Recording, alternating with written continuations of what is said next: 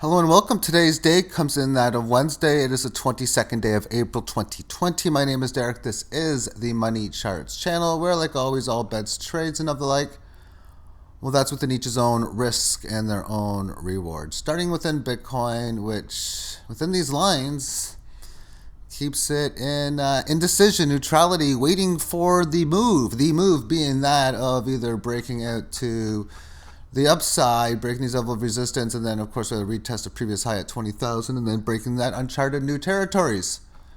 And then breaking down below this, well, we're talking about maybe the end of the cryptocurrency, or even that, a much bigger retracement along the way, as we did have previous resistance at about 1,000.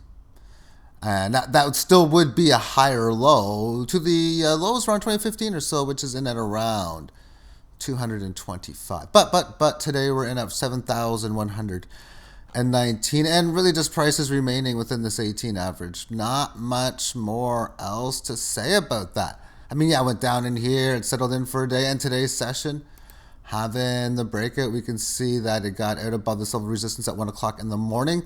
This level of previous resistance, it held and stayed above it throughout the entire morning. 3 o'clock, 4 o'clock, yada, yada, yada, all the way to 9 o'clock. And the market has then started to break out. So I'm looking for resistance in around here at about 7,030. Near, no resistance there. And then resistance within this area. And I guess it's having a little bit. So we'll see how this goes. But there's not much more to go over on Bitcoin. So let's end that. And let's move on to the next market. And next up will be that of the stock market, transition into precious metals and oil after that. I mean, it's just luck, I suppose, because I drew this line in, yada, yada, way back when, at 286.54, and I mean, it's resisted it, so be it, whatever. Next up is gold. And I'm accompanying them with Fibonacci lines I drew in a long time ago. And I mean, whatever, watch out for possible resistance here. It hit it twice. Oh, did it come back and find support? Yeah, I mean, pretty aggressively, violently, how it pushed through, but most certainly. I mean, whether you want to say it's support at 1522 or 1500 or 1484, it's support a whole whack of different areas in here. But either way, it did come back down and it has rallied since. And we resisted this on April the 6th and 7th. And it broke out on April the 8th. And now we've had support on this in yesterday's session. And just possibly this thing might have the potential to leave the 18 average of highs. It's up 1.46. In today's session, as this continue on higher for the month, currently up that of 8.5%. The previous high comes in that of 1920. Then we look at the differentials on silver moving next. I can go to the S1. This is the futures, 15, 16, and the COMEX. Hair about under 15. Can we say the same thing with gold? 1709, 1730 at 1.5% up 2.5. So the futures are really driving this market in interesting ways, and we're going to be getting into that with crude oil, which will be very, very interesting. But before that, within the silver monthly time right now, it's up about like 7% for the month as far as how it's reacting within the day. And within this large, I mean, the size of these moves in here, when you look at them, like 11% down, 9% down, just the whole size of it. And if you do the math in here, we're going to do some percentage moves just for fun with crude oil. But from 1760 down to 12, that's a differential of 560 and change, like 5 whatever, like almost 6. So that's like 30+% down. And it's had its first little move higher. How does it react to that fact? Well, we've had a little bit of conjunction, breaking resistance, establishing a new leg higher. So far, supporting this previous level of resistance in here. It needs to get about really a clear break in the high 1500s, but even $16 for a clear break of the 18 average of highs. Let's move on to crude oil. We'll start within the daily chart and at 14.61. And also, we can also clearly notice on this chart is that there's 4 hours and 42 minutes. And this isn't a misprint. This is real. This is real. Negative prices on crude oil. So, I mean, I guess the rest of the way, it's just these charts are going to look really weird. But let's take a look at this from what we can. At least for today's session, I mean, crude oil is $15. But when you look at it, you fill up your car with gasoline, and where are you gonna go? How far are you gonna go? How much are you gonna drive? And as far as as far as the big transports or those stuff, there's a lot of boats, we'll call them, with crude oil that just no one wants to take it. So it's just there's no demand. Excuse me. Yeah, there's no demand. The supply is increasing. Just crazy, crazy stuff. What I'm gonna do is I'm gonna go to the 1 minute time frame, so you can see. Yeah, here's today's session. Like, look at this rally going from 11.66 up to 16, now to 14.5.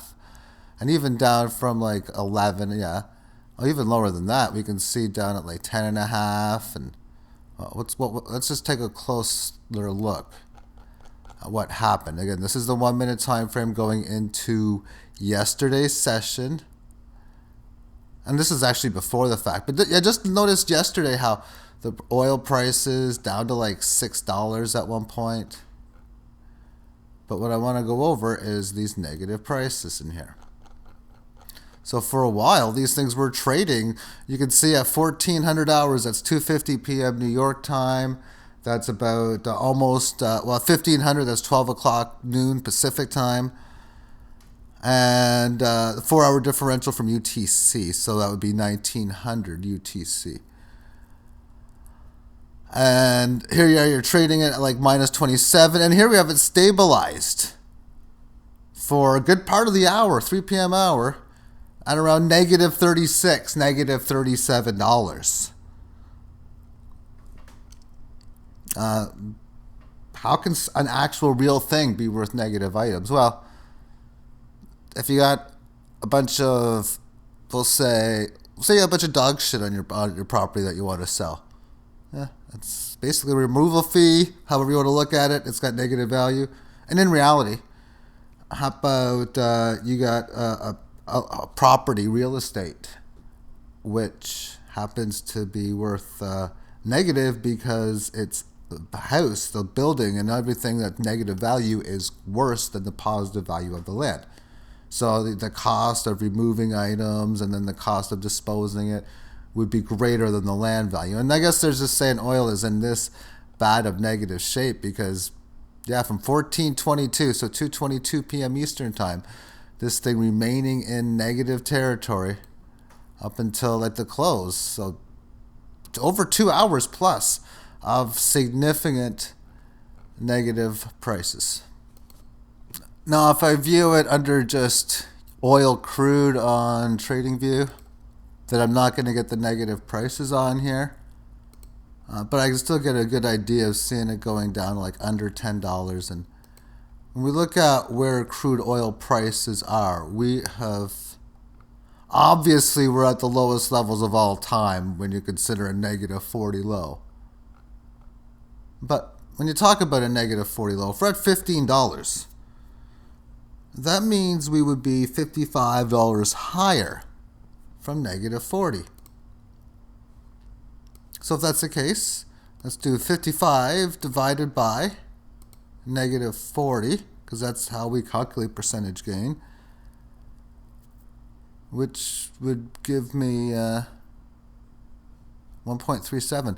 That's negative 237.5%. It's up from its lows, if that makes any sense. I've never ever thought a market could do that. But throwing those parts away and just going where we are now at the $15, we're at levels from the support area of 1980s up until like all ever since like the mid 80s, all the way until it left it at the end of 1999 or so. That's just crazy to say. And I was not kidding when I thought, oh, this could go down to 10, but the aspect of this global situation we're at now, we're in most certain crazy times. And don't really, the stuff I want to talk about that I don't want to talk about are the current situation. So just deciding whether I want to talk about it and probably not. Of course, that's got to do with protests and the situational event in Nova Scotia. I'm going to lay low on that for now. And I'll talk to you later. Bye-bye.